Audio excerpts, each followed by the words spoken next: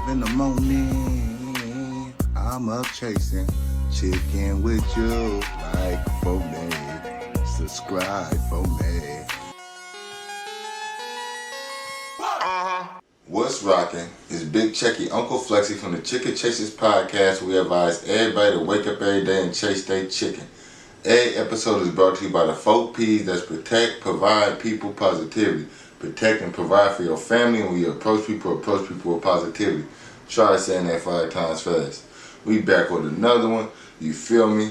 I'm gonna start this one out with a very, very, very special happy birthday to my dog Beast. Long live Beast. I know you up there shining down and living through his dog. This is my homie. I think I met him when I was in the 10th grade. He was in the 9th, and it's like we was outside chilling at the school, and he was standing next to me. Like I was with my crew. He was standing next to me, for heckin' long, and we just chopping it up, shooting the breeze how we do. He wasn't saying nothing. He just standing there, and he had like a pea coat on, and it was super hot. So I'm like, but who was dog? Why are you standing so close? Then my other partner was like, nah, he cool. So I'm like, all right. I kept watching because, he was from Richmond. Well, he's from Anchorage, Alaska. Then he moved to West Bank out there in New Orleans. Then when he moved out here, he moved to Richmond. So he's from Richmond. You feel me? Shout out to the Manor. You feel me? So to use a Richmond term, he was looking real smirkish. You feel me? So I'm like, all right. But then we became cool and all that. I remember one time he just randomly popped up at my house. So he used to bounce around and spend the night for the weekend. We in high school at this time, like, He was in 9th grade having things, choppers, all that. He was a real gangster, shut up my dog.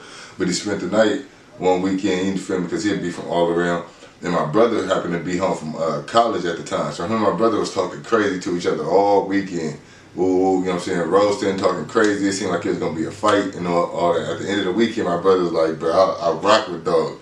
He was like, I like dog. He was like, I was just talking crazy to him just to test him out. He was like, he passed every test. So he got that John Wiley stamp of approval. So shout out my dog Beast, you feel me? We done been through it all. We done hustled together. I remember we used to rap. Like, we walked from, if you know anything about West Oakland, we walked from 19th and Market to Jack London and back, selling CDs and handing out CDs and all kind of stuff. We did all type of other things, the ski mask where I can't talk about, but that was my dog. We was kicking one night. He left my house and went to his house because he stayed around the corner. He went to his house from my house. 5 minutes later, the feds hit both of our houses. So they must have thought we were some real criminals or something. I don't know where they got that thought from.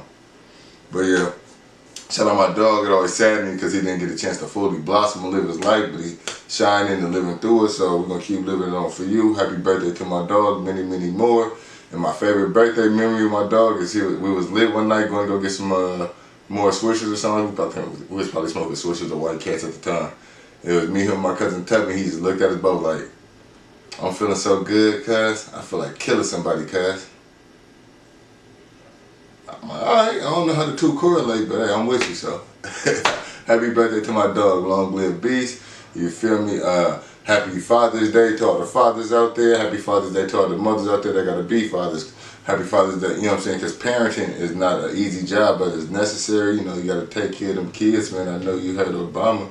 So, big kudos to all the parents that's doing that, especially the fathers, because we get a bad rap a lot of times. And plus, Father's Day ain't the same as Mother's Day. They get candy, flowers, meals, all kind of special stuff, spot treatments. We get stuff they want us to use around the house. So I don't want no tools or no barbecue pit. Why you giving me something I gotta use? You know what I'm saying? Give me something that work for me, not something I gotta work for. But no, it's all good. I appreciate all the loves and gifts. Especially happy Father's Day to my dog Big Billy. You feel me? You know what I'm saying? Rest up and easy. I know you shining on us and living through us. You feel me? I got a little dog, but for all the fathers that's in jail or passed away that can't be here for their kids, you feel me? Happy Father's Day to y'all. Hold it down. Last but not least, happy Juneteenth. Celebrate y'all freedom, y'all. We free but not free. So, within this freedom that we do have, try to make your life the most happiest and successful it can be. You feel me? Let's get into some battle results. You feel me? So yeah, Ultimate Madness 5, round 3 just happened. They had a couple of battles on there that wasn't part of the tournament just to fill out the card. So that was cool. They had Ryder versus Kid Slade. I had predicted Ryder to win. It was debatable. You could say Ryder or Kid Slade won. Kid Slade won on a fan vote. Now, both of their first rounds was their best rounds. Kid Slade had a dope second round. I give him that. But I think the level kind of went down each round. But, they were stepping it up. It was hot in the building. But, I still could say Ryder won just if I want to stick to my prediction, but you know, that's debatable here or there. So at the votes went to Kid Slade, I'm gonna say Kid Slade.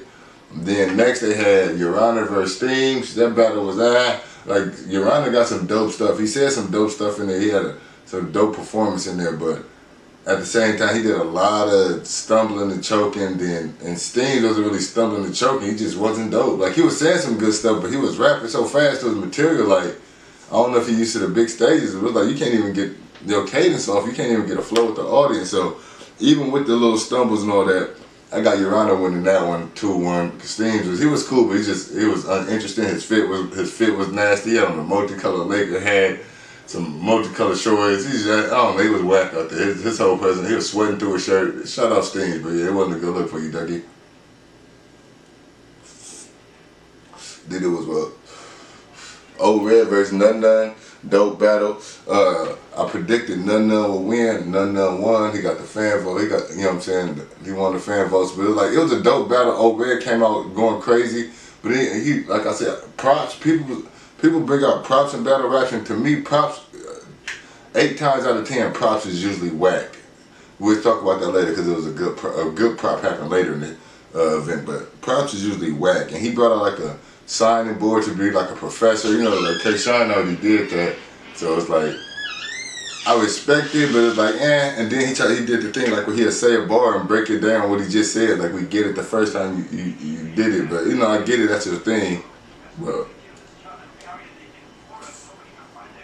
I feel like None got that one to what he won a fair vote. He just outspitting Old Red. I feel like Old Red levels got worse each round. And None kind of stayed at the same pace. So then who was next? Then they jumped into the tournament. Oh yeah, shout out Doja Exotics, you feel me? They hit me off with the lighter, feel me? The E-lighter. Plug it with the USB, you feel me? But then we had JC vs. Sheed Hackers. I predicted JC. And JC won the judges' vote. It was a close battle. I feel like JC got that first round. Sheed Hackers left Earth in the second round. And then the third round was close. I just feel like JC, like I said, he got a tournament type style. Like he say dope lines and they easy to catch. Whereas Sheed Hackers is more intricate and stuff. So if you miss it, you miss it. It's a one-time watch. So shout out JC. Then you had Swamp versus Fonz. Swamp was out there going crazy. Fonz choked in the second round. He had some lines and stuff, but Swamp, like I said, that real talk outdo all those punchlines when you on 10. And Swamp was on 10. His ankle monitor was dying. I'm like, oh man, I might pick Swamp for the whole tournament. He out there rapping with his ankle monitor on, man. Go get your 100,000. I know what it's like to be on that ankle monitor, dog. But yeah, Swamp was crazy. He got that one 2-1, maybe 3-0. I could say 3-0 really, because the first round was close, but Swamp did that. Then the main event was Stumbles versus Snake Eyes. Like I said, they got into the fight. Stumbles and his crew beat up Snake Eyes, and his manager took his belt. Then he gave the belt to New Jersey Twerk. Twerk brought it out when he battled Snake Eyes. Then now they going back, so they finally agreed to battle. Like I said, I couldn't battle nobody that punched me in the face personally, but it happened. So kudos to them, 2 black men working it out positively. But Stumbles 3-0 Snake Eyes. Doggy. And like I said, what was Snake Eyes going to be able to say to him? Because I feel like Snake Eyes probably should have studied Bill Collector versus Hitman, because Hitman holla and his little brother and them whooped Bill Collector back in the day, left a knot on his head, robbed him. So when Hitman and Bill finally battled, you like, what Bill going to say to Hitman? He whooped you. But then he flipped it, he rapped to his brother, he rapped to Hitman, he rapped about the situation, he was real direct. And I feel like Snake Eyes was trying to rap a little like, nah, this ain't the time for punchlines and metaphors, dog. He punched in the face. You gotta be real disrespectful in this grill, dog. And Stumbles was just bombing. Stumbles was killing. Like he was saying some lines. I'm like, and he didn't choke or nothing. He did a fake stumble to throw the crowd off.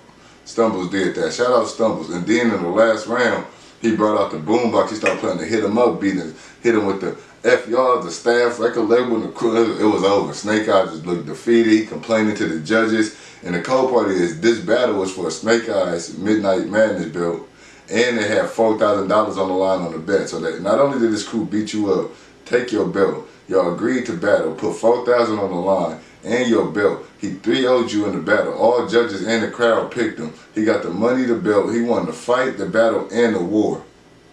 Dog. I ain't gonna lie. Once the crowd started yelling 3-0 and I knew it was over, I would've just took off on him if I was Snake Eyes. Like, oh well.